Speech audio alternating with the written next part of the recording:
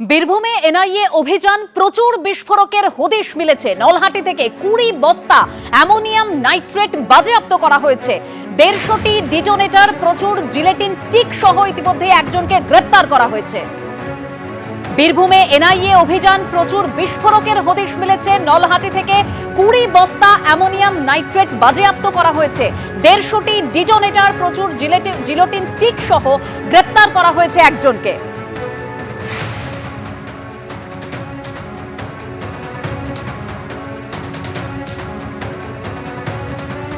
বীরভূমের নলহাটি থেকে ইতিমধ্যে 20 বস্তা অ্যামোনিয়াম নাইট্রেট বাজেয়াপ্ত করা হয়েছে, অর্থাৎ প্রচুর বিস্ফোরকের হদিশ পেয়েছে এনআইএ এর অভিযানে।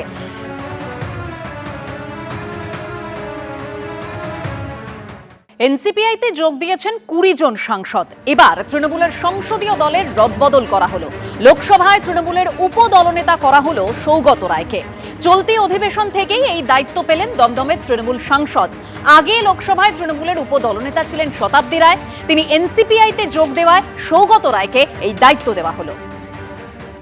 নিট প্রশ্ন ফাঁস প্রতিবাদে যে আন্দোলন আজ ধর্মতলা চত্বরে হয়, সেই বিক্ষোভে একেবারে তুলকালাম পরিস্থিতি তৈরি হয়। সেই বিক্ষোভে অশান্তি নিয়ে এবার কড়া বার্তা দিয়েছেন মুখ্যমন্ত্রী শুভেন্দু অধিকারী।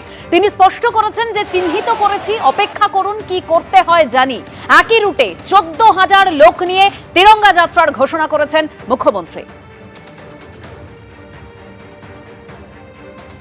শুক্রবার দিন বিশেষ দিন, প্রাক্তন মুখ্যমন্ত্রী বলেন না শুক্রবার সব ছাড় আছে, ওই শুক্রবারের লোকেরাই করেছে। চিহ্নিত করেছি, মার্ক করেছি। এদের সঙ্গে নিটের কোনো সম্পর্ক নেই। আগের প্রাক্তন মুখ্যমন্ত্রী যিনি এখানে হেরেছেন, তিনি বারবার বলেন না শুক্রবার তো ওরা একটু করবে, তাই আজকে সাংবাদিকরা আক্রান্ত হয়েছেন। আমি আপনাকে বলি, ওসব ছাড়ুন। শুক্রবারীরা যারা করেছে চিহ্নিত হয়ে গেছে। কয়েকটা দিন অপেক্ষা করুন, এদের কি করতে হয় আমি জানি। ওই একই রাস্তায় সোমবার দিন উত্তর কলকাতা বিজেপি আজকে 7,000 লোক জড়ো করেছিল। 14,000 লোককে নিয়ে তেরঙ্গা যাত্রা করবে। 14,000 লোককে নিয়ে তেরঙ্গা যাত্রা হবে ওই রাস্তায়। আমি নর্থ বেঙ্গলে থাকবো।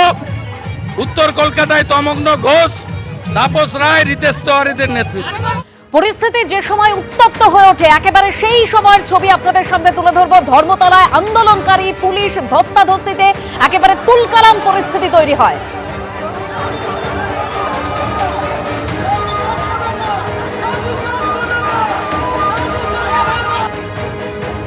পুলিশ বিক্ষোভকারী সংঘর্ষের রণক্ষেত্র ধর্মতলা চত্বর।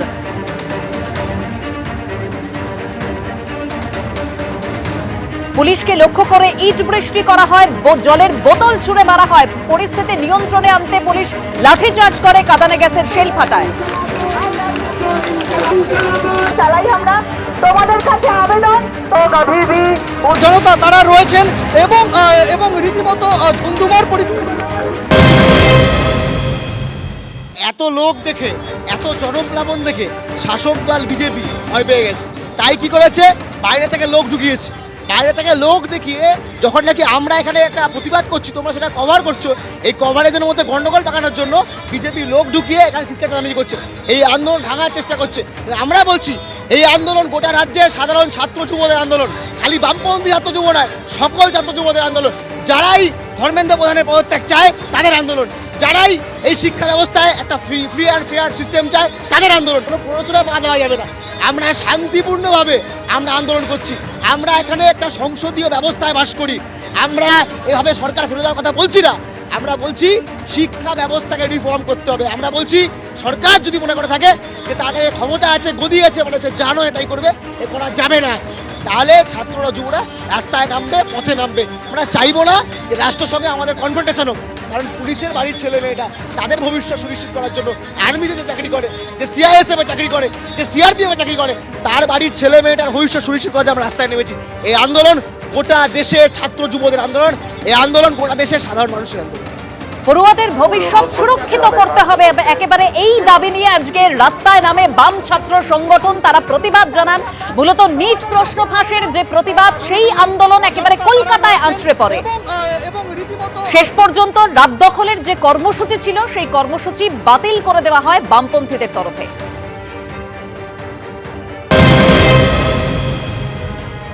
ধর্মেন্দ্র প্রধানকে পদত্যাগ করতে হবে, এই দাবিকে সামনে রেখে যে মিছিল এবং রাতভর অবস্থানের কর্মসূচি ঘোষণা করা হয়েছিল, শেষ পর্যন্ত কিন্তু সারা রাত ধরে কর্মসূচির সিদ্ধান্ত তারা বাতিল করলো এবং বিভিন্ন বামপন্থী সংগঠনের নেতৃত্ব তারা আলোচনা করে সিদ্ধান্ত নিয়েছেন যে আগামী সোমবার থেকে রাজ্যের সমস্ত কলেজ এবং বিশ্ববিদ্যালয় ক্যাম্পাসের সামনে তারা অবস্থান বিক্ষোভ করবেন এবং প্রতিবাদ জানাবেন।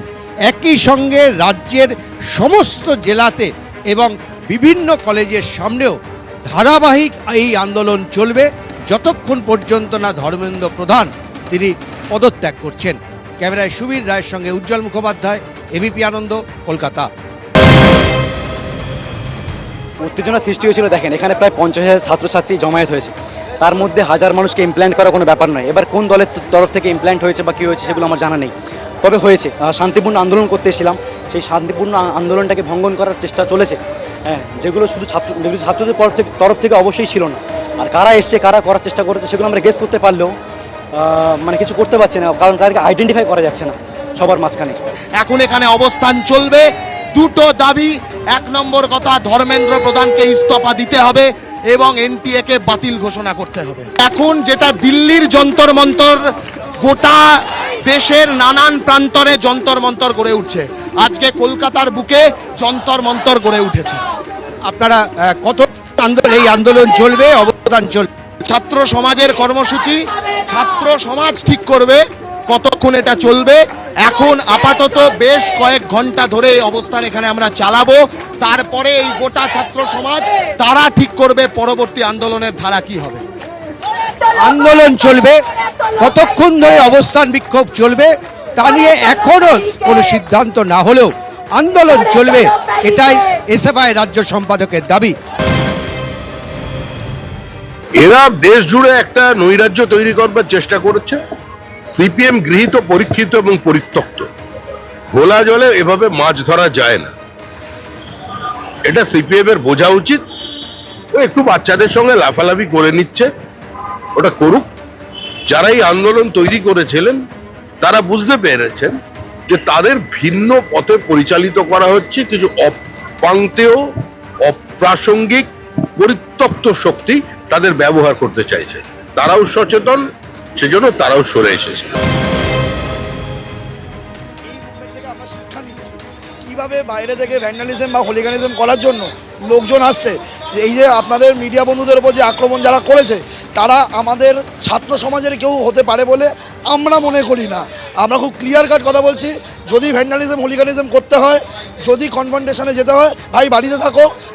We are condemning the attack which has happen with media. থেকে আমরা শিক্ষা নিচ্ছি সিজেপি কলকাতার মুভমেন্টে যাতে এই ভ্যান্ডালিজম না হয়। আমরা এই ভ্যান্ডালিজমের বিরুদ্ধে আমরা দেখেছি পুলিশের ওপরেও দেখলাম তারা ভ্যান্ডালিজম করতে সাকালা করেছে, সেটা আইডেন্টিফাই করুক। মিডিয়া পার্সোনালদের ওপর অ্যাটাক যারা করেছে তাদেরকে আইডেন্টিফাই করুক, করে তাদেরকে স্টেপ নিক, আমাদেরকে যায় আসে না। যেভাবে এই আন্দোলনটা চলছে সেটাতে বাইরের লোক বেশি এই আন্দোলনে যুক্ত আছে। কিছু ছাত্রছাত্রী আছে, এতে কোনো সন্দেহ নেই, কিন্তু বাইরের অনুপ্রেরণায় এই আন্দোলন চলছে এবং আমি মনে করি যে ছাত্রছাত্রীদের উচিত এই জাতীয় রাজনৈতিক হস্তক্ষেপকে এড়িয়ে তাদের প্রতিবাদ অন্যভাবে করা। এবিপি আনন্দ, এগিয়ে থাকে, এগিয়ে রাখে।